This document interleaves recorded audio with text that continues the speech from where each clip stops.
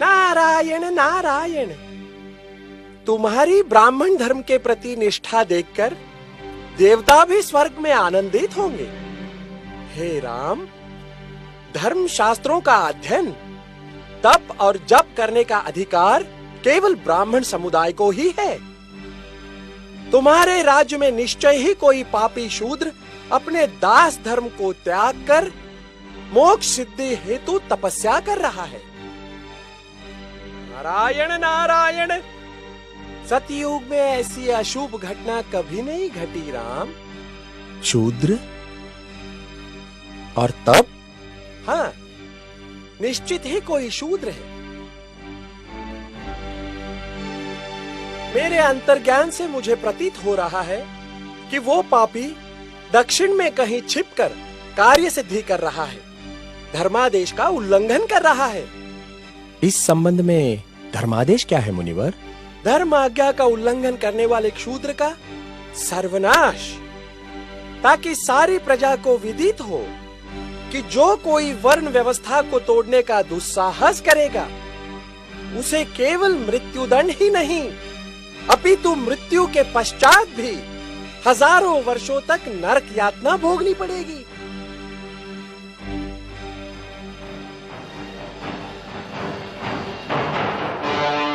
ब्राह्मण देवता को न्याय दिलवाने के लिए उस दुष्ट शूद्र को नष्ट करना हमारा प्रथम कर्तव्य है। आइए गुरुदेव, पहले इस कर्तव्य का पालन करें, तत्पश्चात ही अश्वमेध यज्ञ होगा।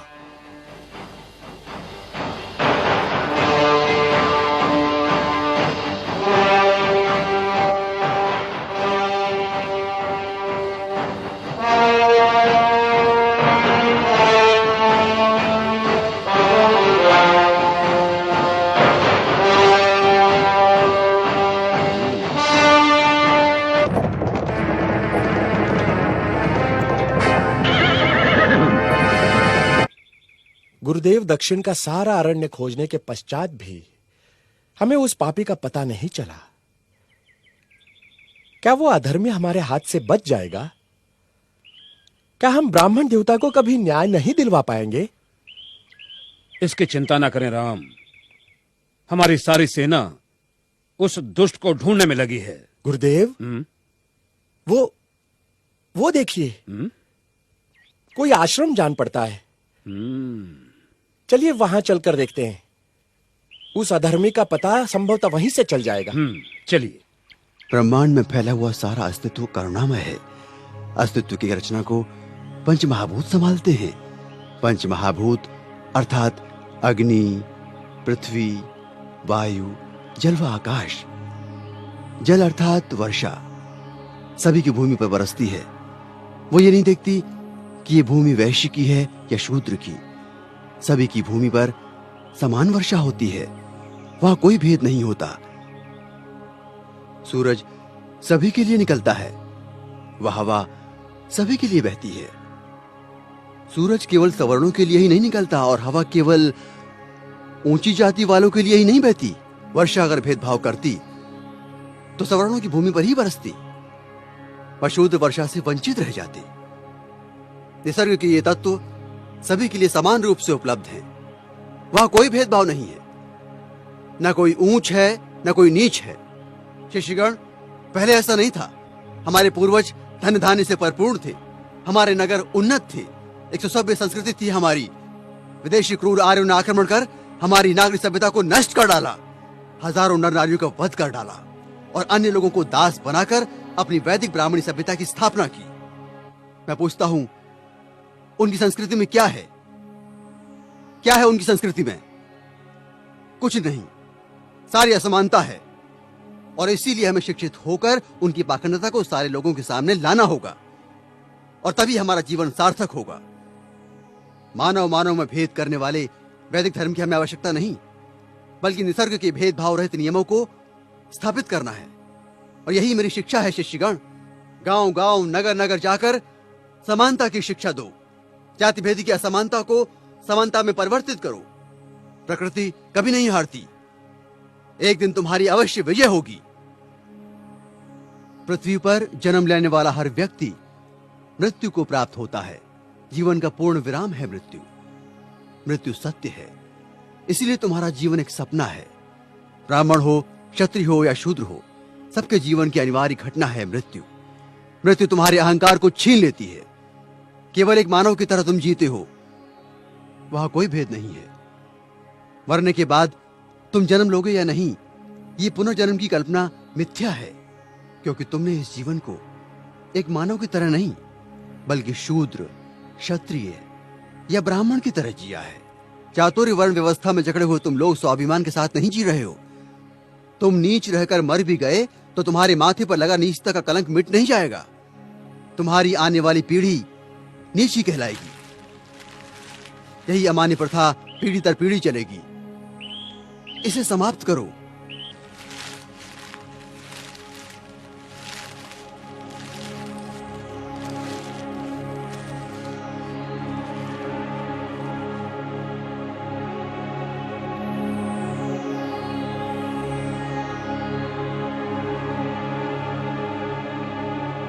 हे अतिथि, मैं आपसे परिचित तो नहीं हूं, किंतु इस आश्रम में आपका स्वागत है।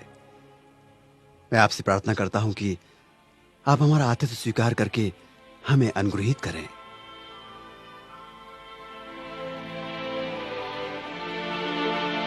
आपका प्रयोजन और आगमन सफल हो। आपका मंगल हो। हमारा दुर्भाग्य है कि हम आज तक आप जैसे महाज्ञानी ऋषि के प्रवचन और सत्संग से वंचित रहे। परिचय के अल्पकाल में ही आपने मुझे इतना सम्मान दिया। यह आपके उच्च विचारों और आदर्शों का द्योतक है। हे अतिथिगण, कृपया आप आसन ग्रहण करें।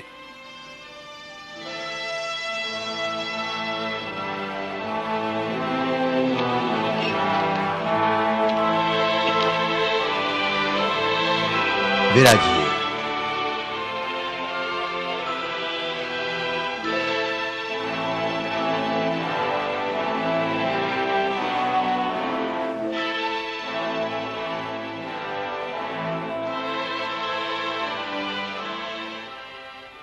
मुनिवर, आपके अनमोल वचनों के कुछ अंशों को सुनकर हम आपके कृतज्ञ हैं। ऐसे उच्च विचार तो हमने जीवन में प्रथमतः ही सुने हैं। मुनिवर, हम दशरथ पुत्र राम हैं। अहोभाग्य हमारे।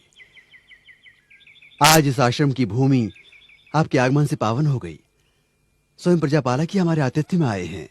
मुनिश्रेष्ठ, आप जैसे महान ज्ञानी ऋषियों के कारण ही हमारे राज्य की भूमि पावन है, किंतु आज तक आप जैसे सद्गुरु से हमारा परिचय कैसे नहीं हुआ? मुनिवर, क्या मैं पूछने की धृष्टता कर सकता हूं कि आप किस गोत्र और कुल से संबंधित हैं? अतिथि, मैं शंबुक, मैं शूद्र कुल से हूं। भ्रष्ट कर दिया शूद्र ने, पानी पिलाकर अपवित्र कर दिया हमें। छी छी, अब शरीर शुद्धि के लिए गौमूत्र छिड़कना होगा। ज्ञान की ऊंचाई पर एक नीच शूद्र? हमारा हृदय इसे स्वीकार नहीं करता। किंतु ये सत्य है राजा राम, मैं शूद्र हूं। ज्ञान की गंगा का स्पर्श मात्र ही जिनके लिए वर्जित है, उनके पास ज्ञान का भंडार असंभव। तभी तो राम राज्य में अराजकता फैली है। राम, क्या आपको ज्ञात है कि धर्मानुसार आपका अपराध जघन्य है? मेरा अपराध? क्या शूद्र का ज्ञान प्राप्त करना अपराध है? हां, अपराध है, जिसके कारण हमारे राज्य में एक ब्राह्मण पुत्र की अल्पायु में मृत्यु हो गई। हे कर्तव्यनिष्ठ राम, बड़े ही दुख के साथ मुझे कहना पड़ रहा है कि निष्कारण ही आप मुझे ब्राह्मण पुत्र की मृत्यु का दोषी ठहरा रहे हैं। जिस घटना से मेरा कोई संबंध नहीं, उसका मुझ पर। राजा राम, मैं न कहता था जिसका जो कार्य है वही कार्य उसे करते रहना चाहिए, नहीं तो ये शूद्र भी एक दिन अपना सर उठाकर हमको ज्ञान पढ़ाएंगे। राजा राम, तुमको असंगत कहेंगे। शंबुक, तुमने धर्म की मर्यादा का उल्लंघन किया है। मैंने किसी धर्म की मर्यादा का उल्लंघन नहीं किया है। मैं एक ही धर्म को मानता हूं। वो धर्म है प्रकृति का धर्म, और उसके अनुसार सभी मानव समान हैं। न कोई ब्राह्मण है, न कोई शूद्र है। देखो देखो इसकी जीवा कैसी लप लपा रही है। भविष्य में शास्त्र धर्म की शिक्षा देकर तुम राजा राम को ही आह्वान दोगे। ऋषि, हमें किसी राजसत्ता और वैभव की लालसा नहीं है। हमें तो सिर्फ एक मानव जैसा जीवन व्यतीत करना है। और फिर बस समाप्त करो तुम्हारे वचन। 2 अक्षर क्या पढ़ लिए, हमें ही ज्ञान की भाषा सिखाने लगे। राम, ये अपराधी है और इसे दंड मिलना ही चाहिए, नहीं तो ऐसे पापियों के कारण हमारे राज्य में आपत्ति आ सकती है। आपके धर्म की, पाप और पुण्य की कल्पना से मैं अच्छी तरह परिचित हूं। वह सारा पाखंड आपने अपने स्वार्थ के लिए रचा है और सारी प्रजा को मूर्ख बना रहे। अपनी वाणी को रोको शंभुक। हम अपने परम पूज्य गुरु का और अपमान नहीं सह सकते। तुमने धर्मोल्लंघन किया है, जिसके कारण हमारे राज्य में एक ब्राह्मण पुत्र की अल्पायु में मृत्यु हो गई। हम अपने राज्य के ब्राह्मणों को और व्यथित नहीं कर सकते शूद्र। किंतु ब्राह्मण पुत्र की मृत्यु का कारण मैं कैसे हो सकता हूं? हे राजन, बड़ी नम्रता से दुस्साहस कर रहा हूं।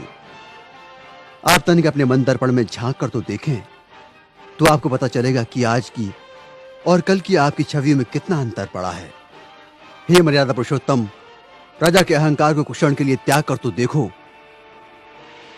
मुझे स्वप्न में भी आशा नहीं थी कि देवताओं के मान्यवर दशरथ पुत्र राम का इतना नैतिक पतन हो जाएगा। किसी ने बस कह दिया तो आपके सोचने की शक्ति क्षीण हो गई। राजदंड की आड़ में ऋषि का वध करने के लिए उद्युक्त हो गए। दोषी मैं नहीं राजा राम, अपितु ब्राह्मण पुत्र की मृत्यु के लिए दोषी आप हैं। अपनी विष उगलती जिह्वा को रोको शंभुक। मुझे भयभीत करने की चेष्टा न करो राम। जब जब किसी शूद्र ने परंपरागत सामाजिक दास्तां की बेड़ियां तोड़ने की चेष्टा की, तब तब धर्मांधों ने उसकी हत्या कर दी। मुझे मृत्यु का भय नहीं राम। एक शंभुक जाएगा तो दूसरा शंभुक निश्चित ही पैदा होगा। शंभुक, मैं राम, स्वाभिमान और स्वतंत्रता का लघु जीवन भी दास्ता और अपमान से भरे दीर्घायु से कई गुणा सुकर है। अब यदि एक भी शब्द तुम्हारे मुख से और निकला तो मैं सत्य हूं और सत्य की कभी मृत्यु नहीं होती।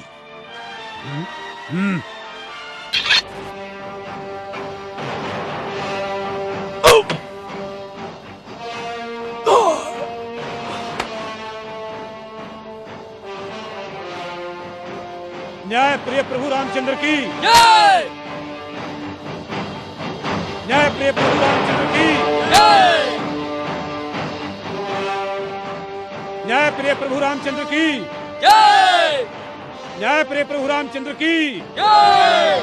न्याय प्रिय प्रभु रामचंद्र की करो, जय जयकार करो। ब्राह्मणों के जाल में फंसे श्री रामचंद्र की जय जयकार करो। कपट से बाली का वध करने वाले श्री रामचंद्र जी की जय जयकार करो। अपनी पत्नी का त्याग करने वाले श्री रामचंद्र की जय जयकार करो।